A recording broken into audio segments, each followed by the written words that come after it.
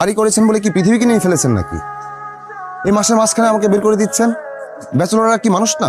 এখানে সেখানে আপনি বাসায় মেয়ে মানুষ নিয়ে এসেছেন। আপনি কি জানেন না যে ব্যাচেলর ঘরে মেয়ে মানুষ আনা নিষেধ? আচ্ছা, পৃথিবী যে এগিয়ে যাচ্ছে সে ব্যাপারে আপনার খেয়াল আছে?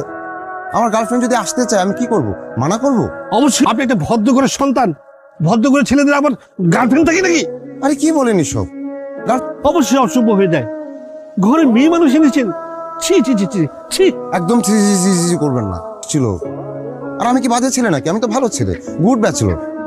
আর আমি ওই অসভ্যতা করতে কি আমি বানিয়েছি নাকি? আমরা তো আমাদের ভালোবাসি। ভালোবাসেন? এইসব কথা আমি অনেক শুনেছি। ছি ছি ছি ছি ছি।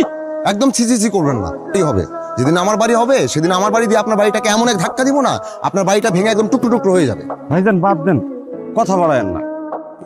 ব্যাচেলারদের কষ্ট বুঝতে চায় না, তাড়াতাড়ি করেন। আমার হাতে আবার বেশি সময় নেই। বউ বলছে ফেরার সময় ফ্রাইড রাইস নিয়ে যেতে।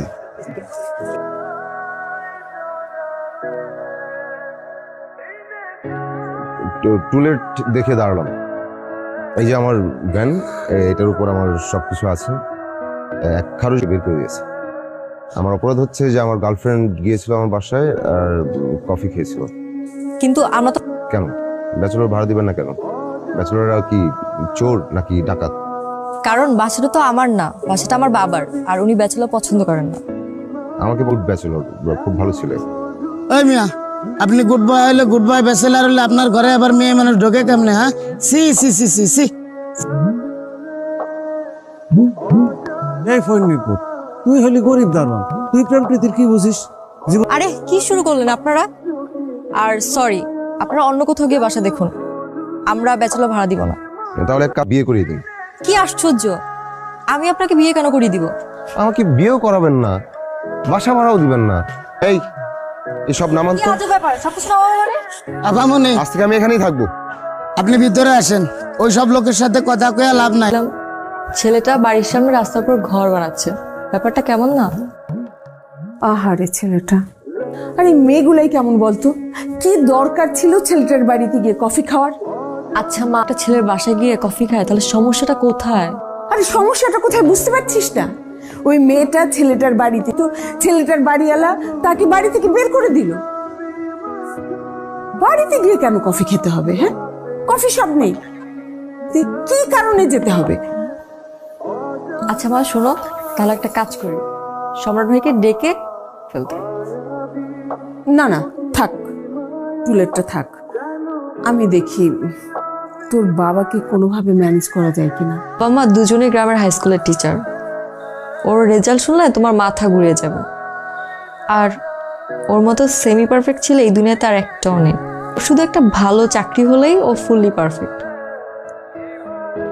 তুই এত কথা কি করে জানিস? গত 3 বছর ধরে ওর সাথে আমার।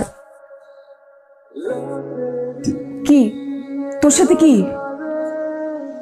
মা, আমি ওর বাসায় কফি খেতে গিয়েছিলাম।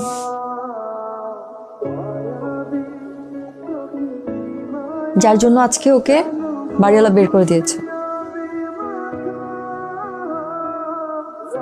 আচ্ছা মা, আমি যাই, ওকে খাবারটা দিয়ে আসি।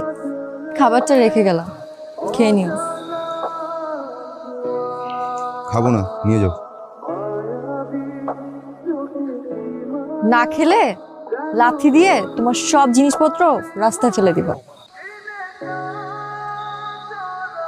কি বলেছি শুনেছো? আমার জিনিসপত্র রাস্তার উপরেই আছে, ফেলতে হবে না। আমার বাবার বাড়ির সামনে সব জিনিসপত্র নিয়ে বসে আছো কেন? লজ্জা লাগে না? আমি কারো বাবার বাড়ির সামনে বসে নেই, ছোট বাড়িওয়ালার বাড়ির সামনে বসে আছে। বলে তো যেখান থেকে বের করে দিয়েছে সেখানে গেলেই পারতে। তখন ব্যাপারটা মাথায় আসেনি। এমন সামান্য একটা বিষয়কে এত বাড়িওয়ালার পরিবারের মানুষ ব্যাচেলরের কষ্ট বুঝবে না। তুমি তোমার কাজ করো, আমি আমার কাজ করছি। যাও।